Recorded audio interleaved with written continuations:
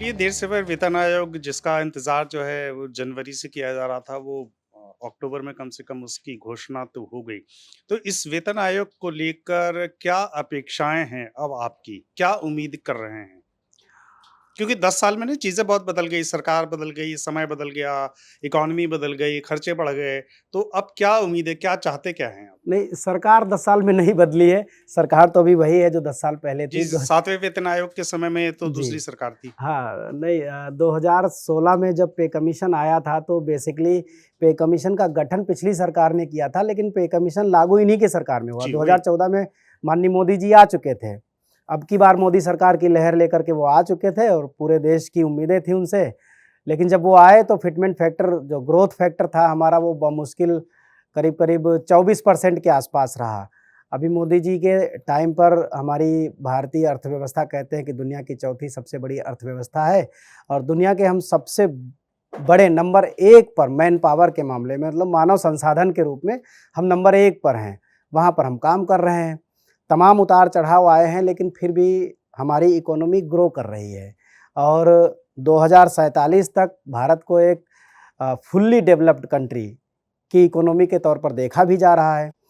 और उसमें एक बहुत छोटा-सा वर्ग है कर्मचारी, वो लेस देन 1% है। 140 करोड़ लोगों में से हम 1 करोड़ तब होते हैं जब पेंशनर्स और वर्किंग एम्प्लॉइज़ मिला देते हैं।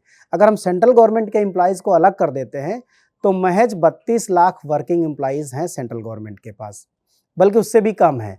तो इस मामले में एक बहुत छोटा नंबर है सरकार के पास इकोनॉमी को देखते हुए। अभी एक अगर आपको न्यूज़ ध्यान हो थोड़े दिन पहले भारत सरकार ने कहा उसके पास 95,000 करोड़ रुपए के ऐसे असेट्स हैं जो उसकी मतलब जो है असम्पशन से ज़्यादा आ गए उसके पास और हमारा 18 महीने का डीए का एरियर बकाया है, वो देना नहीं चाह रही है।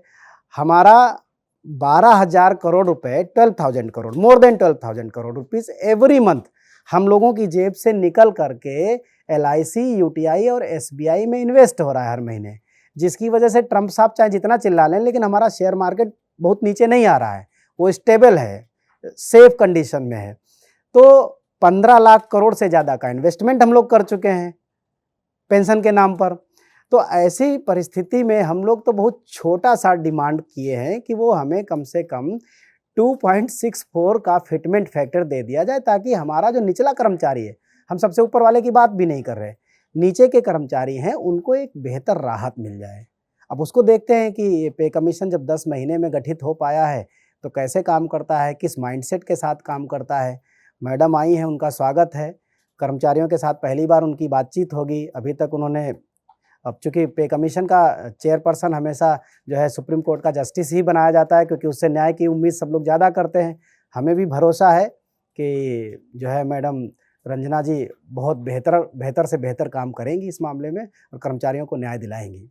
नहीं, तो वही मेरा अगला सवाल ये था कि जस्टिस रंजना प्रकाश देसाई से क्या उम्मीद है? और ये जो वेतन आयोग की जब कंसल्टेशन जब शुरू होता है, तो कर्मचारी संगठनों के पास क्या विकल्प होते हैं, उनसे बात करने के लिए और अपनी माँगें रखने के लिए? या ये सारा कंसल्टेशन आप सरकार को, कैबिनेट सेक्रेटरी को दे चुके हैं? नहीं, नहीं, नहीं, ऐसा नहीं होता कि जब पे कमीशन जब गठित होता है, तो उसका एक प्रोसीजर है। पे कमीशन प्रॉपर संगठनों से बात करता है, उनके साथ मीटिंग फिक्स होती है और एक शेड्यूल बनता है पूरा।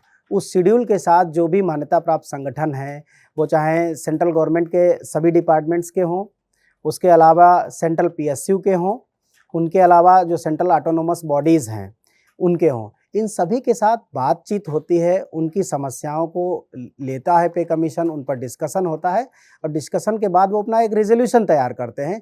रिज़ॉल्यूशन को वो मतलब जो है रिपोर्ट के रूप में एक एक तरीके से एक बुक के रूप में तैयार करके फिर बाद में कैबिनेट को हैंडओवर करते हैं। अब कैबिनेट का फैसला होता है, फिर कैबिनेट उस पर स्टडी करती है कि किस मामले में कौन-कौन सी रिकमेंडेशन दी गई हैं। फिर वो चेक करता है किस पर पॉजिटिव देना है, किस पर नहीं देना है, किसको खारिज कर देना है, किस पर नेगेटिव देना है, किस में कुछ बदलाव के साथ करना है। तो ये काम कैबिनेट के पास रिज़र्व रहता है, मतलब भारत सरकार के पास रिज़र्व रहता है। लेकिन हमें भरोसा है कि पहली बार किसी पे कमीशन की चेयरपर्सन मतलब एक मैं कहूँगा कि हमारी जो महिला शक्ति की तरफ से आई है, तो भरोसा है कि पहले से कहीं बेहतर न्याय होगा। ये हमें भरोसा है इस पर। हमने सुना है कुछ समय पहले शिव गोपाल मिश्र जी आए थे इसी मंच पर और वो जब उनसे कंपैरिजन किया पूछा गया था जी, पिछले कुछ वेतन आयोग को लेकर तो उन्होंने सिक्स्थ पे कमीशन की बड़ी तारीफ की थी। जी। क्या था सिक्स्थ पे कमीशन में जो सेवेंथ पे कमीशन में कैरी फॉरवर्ड नहीं हो पाया? जी, ऐसा कोई जी। आपका आइडिया? बात एकदम सही है कि जो 6 देखिए हम लोग जब नौकरी में आए थे तो 6 पे कमीशन आ गया था उस समय।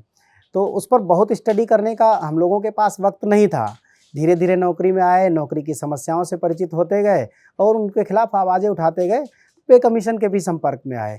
लेकिन जब 6 पे कमीशन आया था तो salaries according to inflation, according to dearness और अकॉर्डिंग टू इकोनॉमी बेहतर हुई थी। लेकिन वहीं जब 7th पे कमीशन आया तो मतलब उसमें ज़मीन आसमान का अंतर था। 6 पे कमीशन में ग्रोथ फैक्टर 50% के आसपास था। 7th पे कमीशन में ग्रोथ फैक्टर मुश्किल से 24% था। तो देखा जाए तो दोनों के फिटमेंट फैक्टर में कम से कम 2 गुने का अंतर था।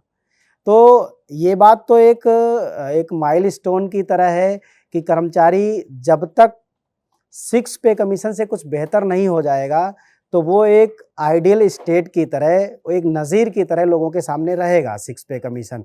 अब इत्तेफ़ाक की बात ये है कि 6 पे कमीशन जब आया था, तो वो सरकार किसी और पार्टी की थी। तो लोग फिर उसको उस नज़र से देखते हैं कि उस पार्टी की सरकार ने कर्मचारियों को कुछ बेहतर दिया था।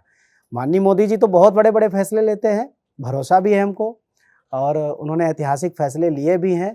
पे कमीशन के बारे में भी बातें चल रही थी कि गठन होगा ही नहीं, शायद सरकार ऐसे ही दे देगी, बहुत तरह की रूमर्स भी उड़ रहे थे।